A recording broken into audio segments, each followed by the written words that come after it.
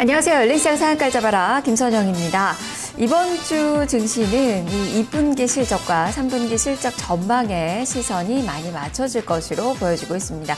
2분기 실적은 좀 부진할 것으로 예측이 되고 있죠. 잠정 실적을 발표한 삼성전자가 보여줬듯이 우려감이 큽니다. 세월호 사고나 이 원화 강세 등으로 IT나 자동차나 정유화, 조선, 건설 이런 종목군들이 전체적으로 시장 컨센서스를 밑도는 그런 실적이 나올 것이라는 전망들이 나오고 있는데요. 하지만 이런 지난 실적보다는 3분기 실적 전망이 더 좋은 기업 쪽으로 투자자들의 관심이 높아질 것이라는 전망도 함께 나오고 있습니다. 그만큼 2분기를 바닥으로 3분기 실적에 대해서는 기대감을 갖고 있는 종목군들이 꽤 있다는 이야기가 될 텐데요. 바로 이렇게 긍정적인 점을 오늘 우리 시장이 좀 볼 수 있을지 함께 살펴보도록 하겠습니다. 자, 열린시장 상한가를 잡아라. 지금부터 출발합니다. 먼저 개장 전 주요 뉴스부터 확인을 해보겠습니다. 어이지 기자 나와주세요. 7월 14일 월요일입니다. 한 주가 또 힘차게 시작됐는데요. 오늘 아침 주요 뉴스부터 확인해 보겠습니다. 자, 첫 번째 소식입니다. 오늘부터 18일까지 한국과 중국의 12차 자유무역협정 FTA 협상이 열리게 됩니다.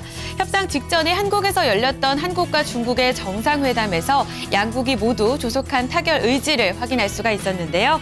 그만큼 연내 타결이라는 가능성이 좀 현실화될 전망입니다.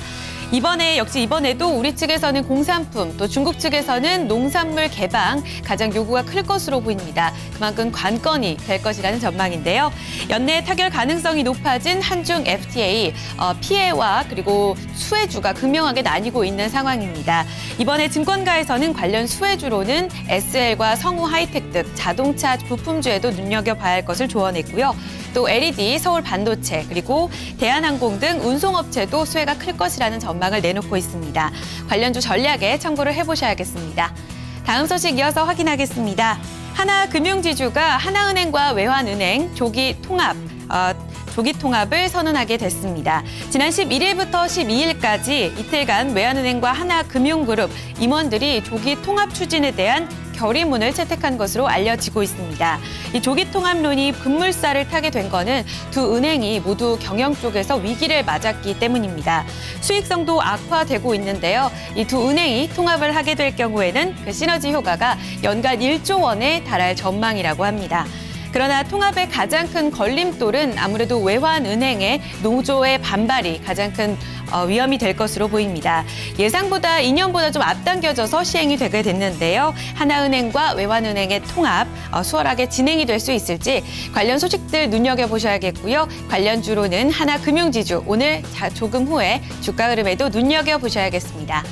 다음 소식 이어서 확인하겠습니다. 역시 인수합병 소식이 계속해서 좀 뜨겁게 나오고 있습니다. 이 메리츠 종금증권이 IM투자증권의 새 주인으로 유력하게 떠오르고 있습니다. 이미 시장에서도 나왔던 얘기이기도 합니다.